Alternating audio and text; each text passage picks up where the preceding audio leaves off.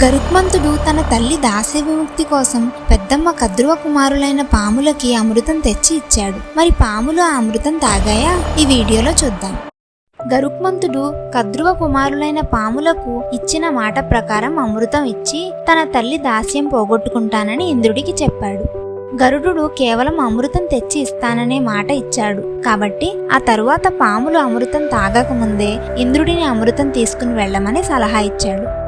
అతని తెలివిని మెచ్చుకుని ఇంద్రుడు ఇలా అన్నాడు, గరుడా, అసలు నీకు ఎంత బలం ఉందో నాకు తెలుసుకోవాలని ఉంది, నాకు చెప్పు అని అడిగాడు. అప్పుడు గరుడు, ఇతరులను నిందించడం, మన గుణాలను మెచ్చుకోవడం సజ్జనులకు తగదు. అయినా నువ్వు ఆశ్చర్యపడేటట్టుగా నాకున్న బలం గురించి చెప్తాను విను. ఓ దేవతల రాజా ఇంద్ర, నేను ఈ భూమండలం మొత్తాన్ని నా బలంతో మోయగలను, ఈ 3 లోకాలను క్షణంలో చుట్టి రాగలను అని చెప్పాడు. అప్పుడు ఇంద్రుడు అతని వేగాన్ని, బలాన్ని, శక్తిని మెచ్చుకుని ఇలా అన్నాడు, నువ్వు ఎప్పుడూ నాతో స్నేహం చెయ్యి. నువ్వు అమృతం పాముల పాలు కాకుండా ఉపాయం చెప్పి నాకు ఇష్టమైన పని చేశావు కాబట్టి నీకు ఏది ఇష్టమో చెప్పు, నేను అది తప్పకుండా చేస్తాను అని అడిగాడు. ఈ పాటికే మీకు ఒక సందేహం వచ్చి ఉంటుంది. అసలు పాములు, గరుడ పక్షి అంటే గ్రద్దలు విరోధి జంతువులు కదా, మరి అలాంటి పాములను తినకుండా గరుడు ఎందుకని ఊరుకున్నాడు? ఇక్కడ మనకి గరుడు వ్యక్తిత్వం తెలుస్తుంది. ఇప్పుడు గరుడు చెప్పే సమాధానంలో మన సందేహం తీరుతుంది. గరుడు ఇంద్రుడితో ఇలా అన్నాడు, కద్రువ కొడుకులైన పాములు ఎంతో గర్వం కలవారు. వారు నాకు, నా తల్లికి అపకారం చేశారు కాబట్టి ఆ పాములు నాకు ఆహారం కావాలి అని కోరాడు. ఇందులో ఒక సూక్ష్మం ఉంది. వినత, కద్రువ ఒక తెల్ల గుర్రంలో మచ్చ గురించి పందెం వేసుకున్నారని మనం చూసాం కదా.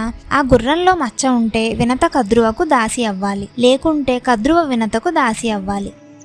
అందుకోసం కద్రువ చెప్పిందని తన కొడుకు కర్కోటకుడు అనే పాము ఆ గుర్రానికి చుట్టుకుని ఉండడం వల్ల వినత కద్రువతో పందెంలో ఓడిపోయి ఆమెకు దాసి అయింది.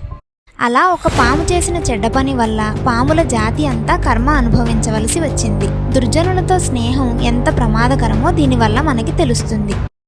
ఇంకా గరుడు ఇంద్రుడితో ఇలా అన్నాడు, నువ్వు రక్షించే ఈ లోకాల్లోనే పాములు కూడా తిరుగుతాయి కాబట్టి వాటిని తినడానికి నీ అనుమతి కావాలి అని వినయంగా అడిగాడు.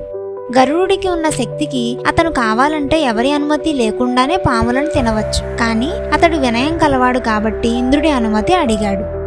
ఇంద్రుడు గరుడు అడిగినట్లే పాములను తినడానికి అనుమతి ఇచ్చాడు. అంటే అప్పటి వరకు పాములకు, గ్రద్దలకు విరోధం లేదు, అప్పటి నుంచే మొదలైంది అని మనం అర్థం చేసుకోవచ్చు. గరుడు ఆ అమృతం కుండను తీసుకుని పాముల దగ్గరకు వెళ్ళాడు. అతని వెనకాలే ఇంద్రుడు కూడా వెళ్ళాడు. ఇంద్రుడు కేవలం గరుడికి మాత్రమే కనిపిస్తూ పాములకు కనపడకుండా అక్కడే నిల్చున్నాడు. అక్కడే అమృతం పెట్టడానికి దర్భలతో చేసిన పరుపు ఉంది. గరుడు అమృతం ఉన్న కుండను దర్భలపైన పెట్టి పాములకి చూపించి ఇలా అన్నాడు, మీకు ఇచ్చిన మాట ప్రకారం ఇంద్రుడు రక్షించే అమృతాన్ని తెచ్చి మీకు ఇచ్చాను. ఇంకా సూర్యుడు, చంద్రుడు, గాలి, అగ్ని సాక్షిగా నా తల్లి వినత దాస్యం పోయింది అని చెప్పాడు. దీన్ని ఇంకోలా ఎలా అర్థం చేసుకోవచ్చు? అమృతం తీసుకురావడం వరకే మన ఒప్పందం, దాన్ని ఎలా ఉపయోగించాలనేది నా బాధ్యత కాదు. అమృతాన్ని ఇంద్రుడి బారి నుంచి దక్కించుకోవడం మీ శక్తియుక్తులపైన ఆధారపడి ఉంటుంది అని గరుడు పాములకి చెప్పకనే చెప్పినట్లు అర్థం. గరుడు ఇంద్రుడికి చెప్పినట్లు పాములను తప్పుదోవ పట్టించి అమృతాన్ని రక్షించాలి కదా. కాబట్టి గరుడు తెలివిగా పాములతో ఇలా అన్నాడు, మీరందరూ చక్కగా వెళ్ళి స్నానం చేసి కొత్త బట్టలు కట్టుకుని అలంకరించుకుని రండి, అప్పుడు అమృతాన్ని తాగండి అని చెప్పి గరుడు తన తల్లి వినతను వీపుపైన ఎక్కించుకుని పాములకు కనపడకుండా అక్కడే ఉన్న దేవేంద్రుడి దగ్గర సెలవు తీసుకుని వెళ్ళిపోయాడు. ఆ పాములు స్నానం చేసి అలంకరించుకుంటున్నారు. ఈలోపు ఇంద్రుడు ఆ అమృతాన్ని తీసుకుని అక్కడి నుంచి అమరావతికి వెళ్ళిపోయాడు. ఆ అమృతానికి సరైన రక్షణ కల్పించి ఎప్పట్లాగే తన కర్తవ్యం నిర్వహిస్తూ సుఖంగా ఉన్నాడు. ఆ పాములు తిరిగి వచ్చి చూసేసరికి అమృతం ఉన్న కుండ అక్కడ లేదు.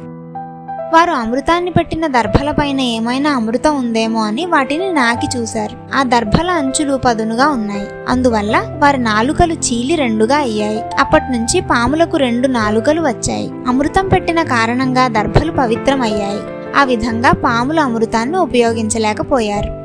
ఈ గరుత్మంతుడి కథను శ్రద్ధగా విన్న పుణ్యాత్ములందరికీ సిరి సంపదలు కలుగుతాయి, పాపం కరిగిపోతుంది, పాముల నుండి, రాక్షసుల నుండి భయాలు ఉండవు అని మహాభారతంలో ఫలశ్రుతి చెప్పారు. ఈశ్వరుడి దయతో వచ్చే వారం ఇంకో కథతో మీ ముందుకు వస్తాను. అప్పటి వరకు స్వస్తి.